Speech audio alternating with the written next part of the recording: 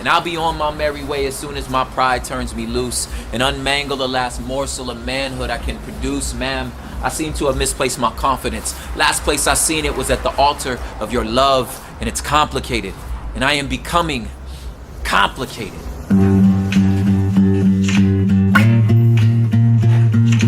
I was just a little battle rapper, man. Like, I just stood on the corner and freestyled. I loved art. I was just so fascinated by it. And that's kind of what drew me to hip hop. It was the art of it.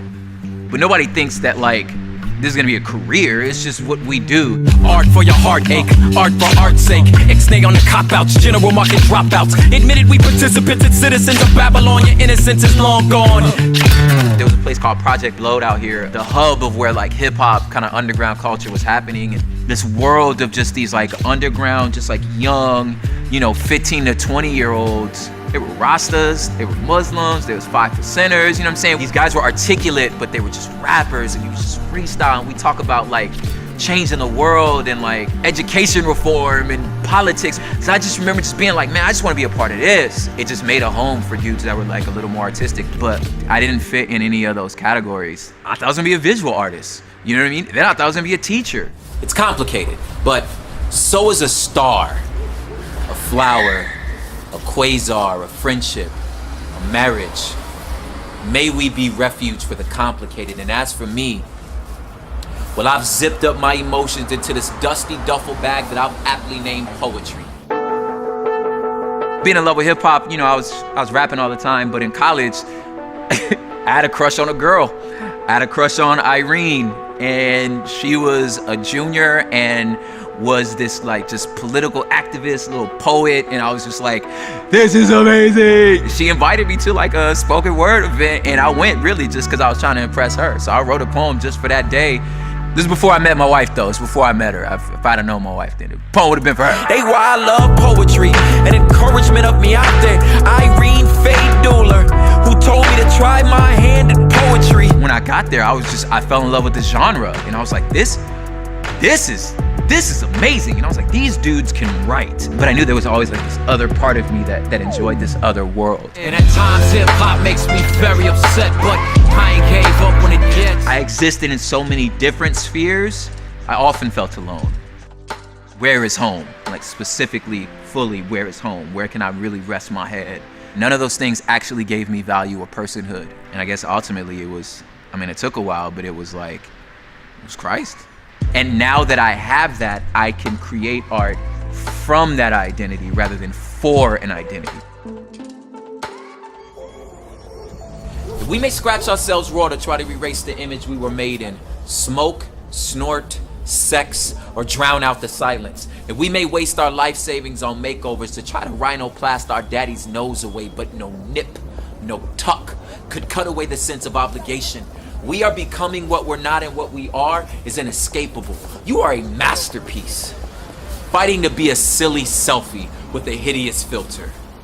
I finished college, went off to get my credential, and I found an art school in Pomona, California, and I taught there for about 3-4 years. It was a high school for the arts, so I was like, this is perfect. This is all of it, you know what I mean? And I was rapping the whole time. I had opportunity the whole time, and I was a full-time teacher, so it was like, I legitimately thought I'd retire from that place. My child is not a widget, and a school should not be an assembly line, making my daughter's diploma equivalent to an inspected by 2235 stamp. Dear Board of Education. I got booked for a gig, and then it seemed as though the phone didn't stop ringing, and I just had to make a decision. Either you're gonna do music or you're gonna teach. If there was like a light bulb moment, it was that I'm not doing either of these things as well as I could if I would focus my attention on one of them. Homie, out thin like you ain't got an option. Confirmed guards calling like y'all in. When the combined force of 4 horsemen forged in hell's furnaces, challenge you to face up, show them what you made of. Teaching doesn't have a shelf life. You could do that at any time. And I think I want to do music. I think I want to be an artist, and to be able to kind of make my own schedule. I got into substitute teaching. I know it well. Hey. If this thing didn't work out, I could send out a resume and go back to the classroom. And, I didn't quit my job, but Hey, I'll catch me hopping off Chamba, North corner of CNT, or 20 minutes east to South Central, that's West Coast beat. At the time, I was like, I'll give this like 2 years, give it a shot, see if it works. And then all of a sudden, I got a record deal. You know? All things to all men say, were you the product of a panther and mama's prayers answered? You don't even think twice. One of the older cats that like kind of taught us how to freestyle, he would always say, you know, when you're writing raps, when you're putting words together, think about all 5 of your senses. Sight, smell, you know, taste, and touch, and sound.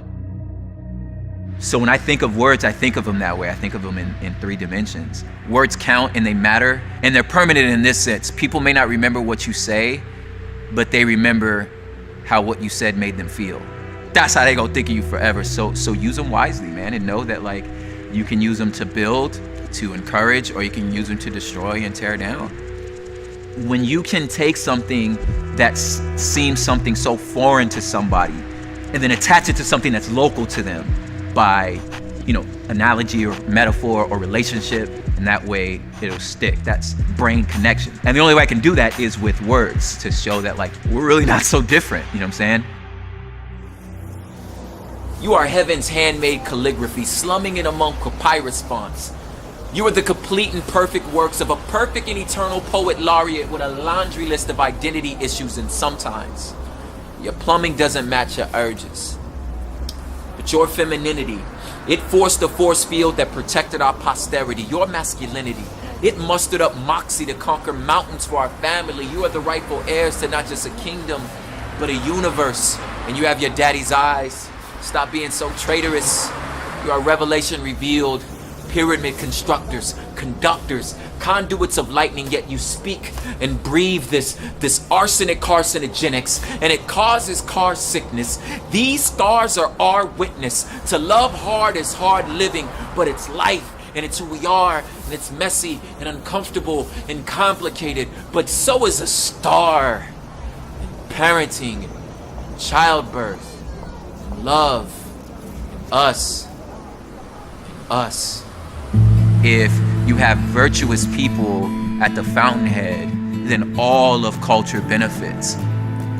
And then ultimately, if we're all acting differently and more gracious to the people around us, then it's a better world to live in. That's ultimately what I hope my words would do, would just really shift society in a way that makes us a little more gracious to each other. This is your nation, this is your planet, this is your city. You have the right to exist. So we make lofty art. See, the presence of good art will unconsciously refine a community, and poor art will do it incalculable harm.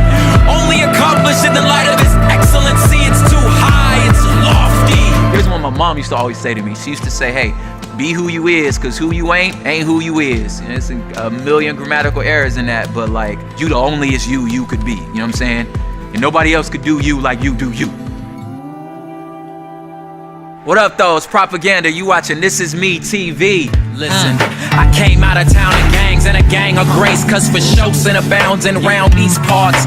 Crowns is made of tinfoil, and them boys play Halo with real guns, lay low. Right there I flang slang that twice born rhetoric. I pappy pound the ground and out came all humanity. Loud. I ain't products, I ain't apologize. You ain't a number, there's no lining. Bring me along, we came to redefine it. Call truth, then it's hard to love on her arms here. I ain't